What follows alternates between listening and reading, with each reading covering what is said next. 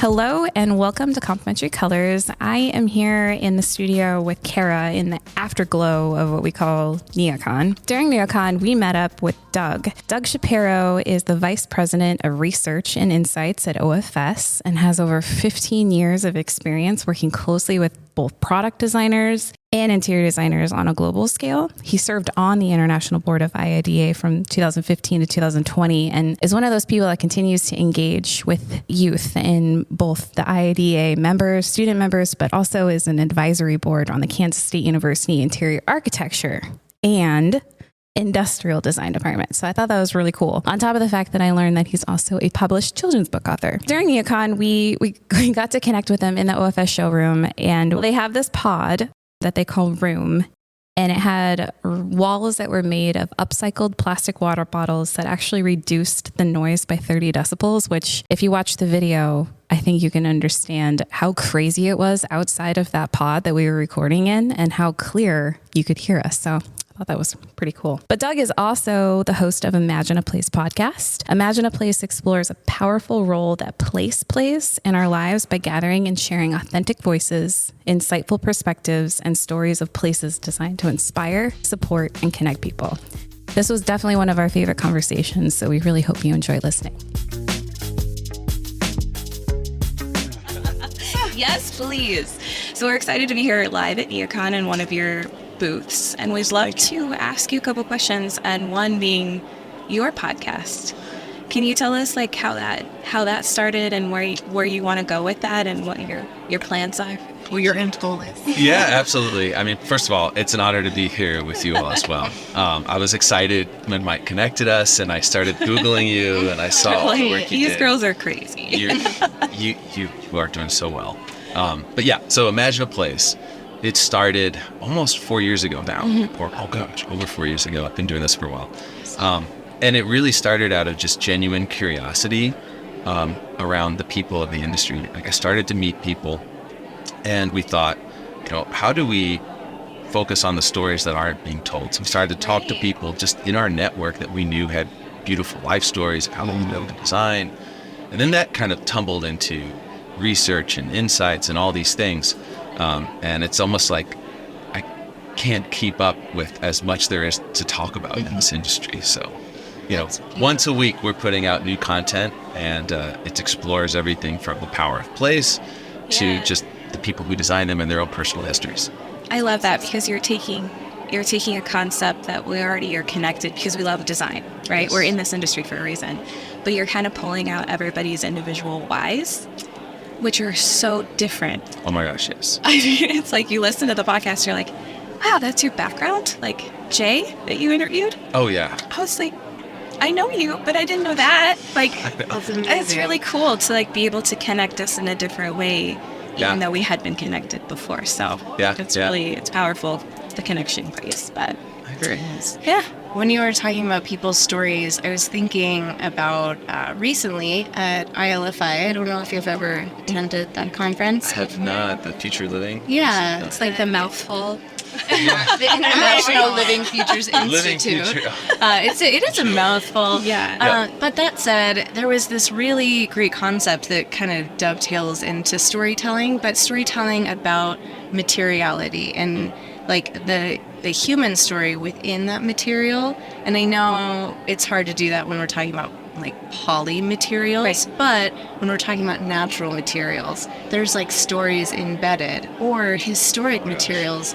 And so I think it's kind of led us to try to reframe reuse in that way.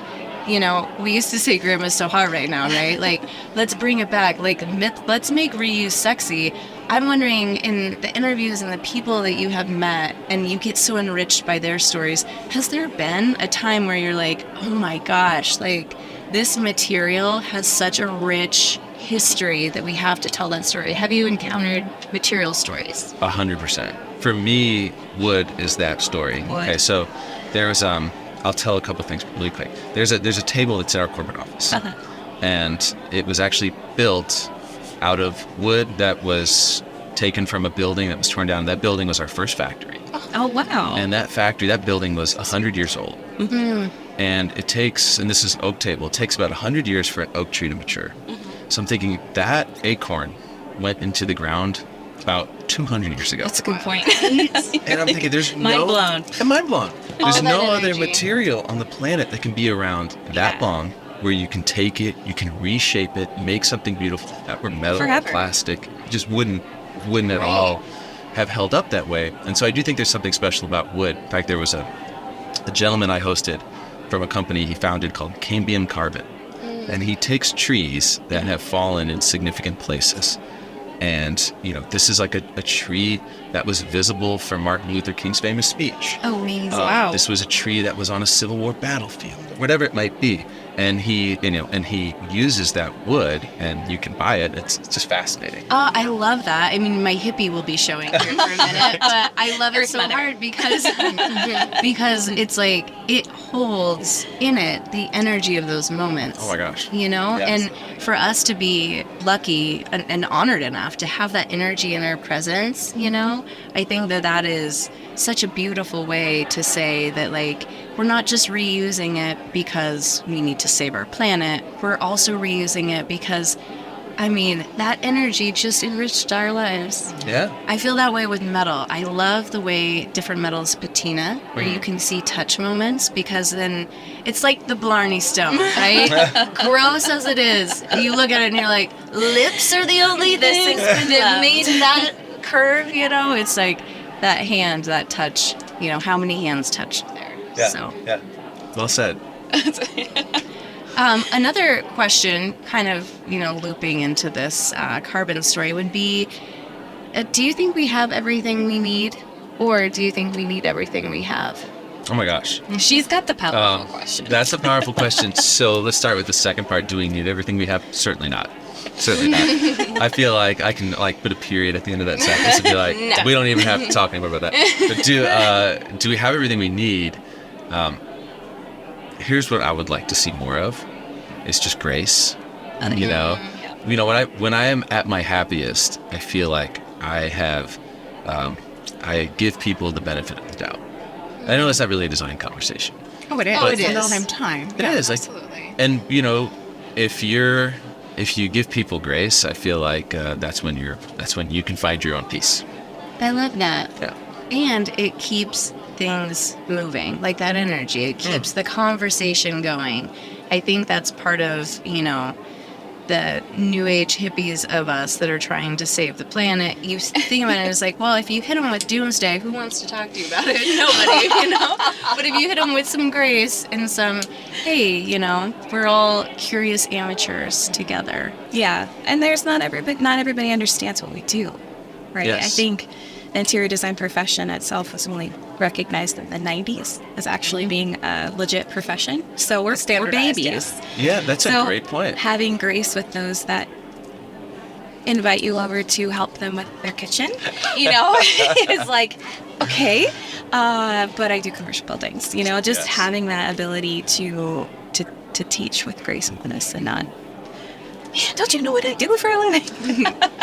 I was thinking just about, I've been kind of on this emotional train path here lately. Just grace kind of enters me into that subject.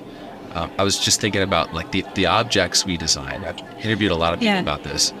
The emotion that you have while you design comes out in those objects. And actually, I don't want to make this into a product pitch, right? But there is a product that we had recently where the design brief was just kind of a list of feelings that we wanted to evoke. I love that. And it was like, when I'm here, I want to feel like a mentor, not a manager. When my guest is here, I want them to feel like they work with me, not for me, right? Sure. So it's all these feelings that we put in this brief, and I really feel like the designer who worked with that brief did such a great job of capturing that emotion in the product details and the choices that they made. And so for me, I just feel like, we could probably bring more feeling and emotion into just the early parts of design. Mm-hmm. Well, and also I would say beyond that, it's being careful where you create from. So if you're creating from, I have to meet a deadline, I have to put out the newest product, I have to make sure I'm thinking about circularity, I have to make sure I'm thinking about sustainability, but also make it functional and cheap and all the things. It's like, why don't you start instead with making something you're proud of? I love that. And making sure you're creating from a space that you want to have your product emote from? We have our fur, like if we had a tagline, but it's more so like an internal mantra that we check ourselves with whether we're getting work or we find ourselves there, or we use rock and hard play. We always ask, or we ask each other, like, is that joyous? Is that authentic? So if it's not joyous and if it's not authentic, we shouldn't be doing it. That's beautiful. Yeah. What a simple checklist that could make things. It doesn't have to be complicated. Yeah, I think that's awesome. But it sounds like that's something your company is invested in and making sure that your products are emoting in the appropriate way because you're creating from a different spot. Yes. I mean, I will tell you, I'll be honest, like, I feel like the amount of emotion that was in this brief is new for us. Really? You know, it was, so the person who did it, it was our owner's daughter, right? She's very conscious of not wanting to project status. Yeah. And so for her, like, this design brief, she calls it a cry for help. And I was like, That's like, what if every design brief was a cry for help? Like, you know, like, how would things look different? Instead of a call for action, a cry for help really hits you in a way like, let me come alongside and And be a team rather than just be led. yeah. I also think that with OFS, your guys' history as a company, it's, I think, the only, from my knowledge, that shows well. Like the Well Building Institute, too. It's like, you're not just designing furniture for the space, you're designing for the place. And we had a whole podcast on like the definition between what space and place is to people with like public art and how we how do we go to school? What would make that something that you want to experience? And I love that you tick all of those boxes when you're showing your how your product solutions are going. It's not just LEED, it's not just chemical health, it's the building and how it supports you and the person. So I think that's really not to that. That's so We love it here. Thank you so much. You know, I do feel like as the industry grows, as manufacturers grow and design firms, like, we almost grow like people where we have to layer knowledge. Because I've been thinking about this, like, priorities. Yeah. Like, everything's important, then nothing's important, right? Yeah. And so I've been asking guests, I've been exploring, like, well, what does matter? Like, there's well-being, there's sustainability, there's like productivity, there's all these things that you have to hold in your hand when you're designing a space. And then even inside of that, like, even inside of sustainability, what are the metrics that you really care about? Because you can't care about sustainability. Sustainability is a Huge umbrella. It is. I need to like throw a plug for the new framework with mindful materials. No, I'm sorry. Very helpful. It is helpful to frame, yes, but I agree. That's very well said. I mean, the feeling is like, well, maybe they can all be important, but like, you get good at one, and then that's like a layer, and then it's time to add a new layer. And then, like, all of a sudden, the things that maybe you used to have to think about are just like written in like well-being, right? Yeah. And it's like, now it's not even a box you check, it's kind of just part of how you work. Absolutely do. And I do feel like our industry has kind of grown in these layers. I think we were talking to John Strassner on Sunday. Have you met John? Yeah, I just had breakfast with him. Who has not had met John? But he always said something that I was like, man, that clicked with me before, and you just reminded me again. It's like, don't let perfection stand in front of good, because you can't do it, right? Like, you know, those little layers and those baby steps really, they add up, and eventually you will have created something of perfection. Shows the lesson, don't be perfect, but do the most good. Yes, there we go. I like that. Because we can't pick out the perfect material all the time that hits all of those check boxes, even though we try with those contractors. It's gonna be worth it. So with the layers conversation and being 4 years in, and we are just babies and like the beginning of our podcast, you know, what is some advice? We've been asking people advice for NeoCon. I'm like, what is some advice that you would give us? You know, Sure. I almost want this advice to go to your guests. Oh, please. Okay. Yeah. And this is not as much design related, but it can apply to anybody. The guests that I found to be the most attractive and interesting are the ones that speak with joy and authenticity, right? They speak from the heart. And so many guests I have, they're so focused on saying the right thing that they lose all the passion and connection behind it. So I started to explore this. There's 3 numbers. These are really cool. Oh, okay. 55, 38, 7. 55, 38, and 7. So That's a weird grouping. Okay. It's a weird I'm excited about it. Edge of my seat. It does add up to 100. So 55% of what I'm communicating to you is coming through my body, right? Sure. Through my face. 38% is coming through how I say what I'm saying. And only 7% is actually what I'm saying. And unfortunately, I feel like so many of the guests prepare themselves by focusing on the 7%. Instead of thinking like, how can I, especially in a podcast where sometimes it's just audio, like that 38% is everything. Yeah. It's like how you say what you say matters way more than what you say. And so I could have the most brilliant guest and they just fail to connect with the audience because they just so focused on the content. So anyways, when I prep my guests, I always try to help them just stay in that 38, 55 line. You know, I actually love that you say that too, because when we were talking about the potential of this even happening, we were like looking at other design podcasts, and it that 38% wasn't there. Yeah. And I was like, I know. There's I so know much I'm of that out there. passionate about what you're saying. I just cannot stay focused with it because it is like, what was that? Or Monotone.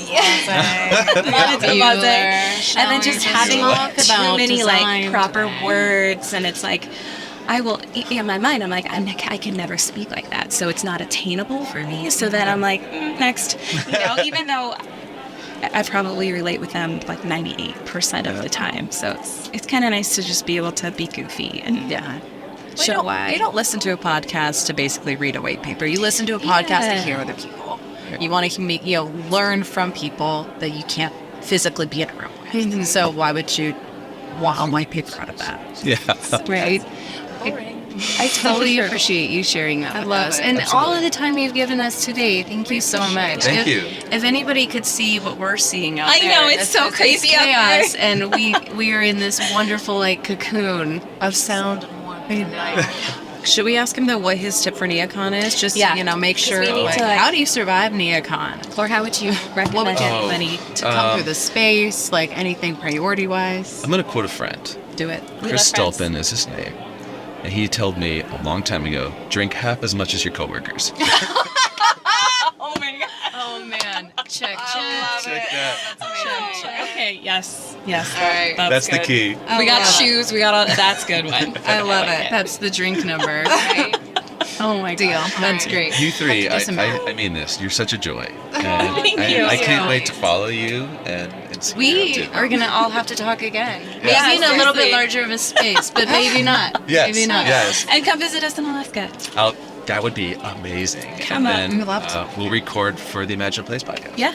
We love that. Fantastic. 2 for 1. Record 1 for ours. Record 1 for you. There we go. You get to see our cool studio that they have. It's pretty awesome. It's fun. Sweet. Thank you so much, Doug. Let's emerge.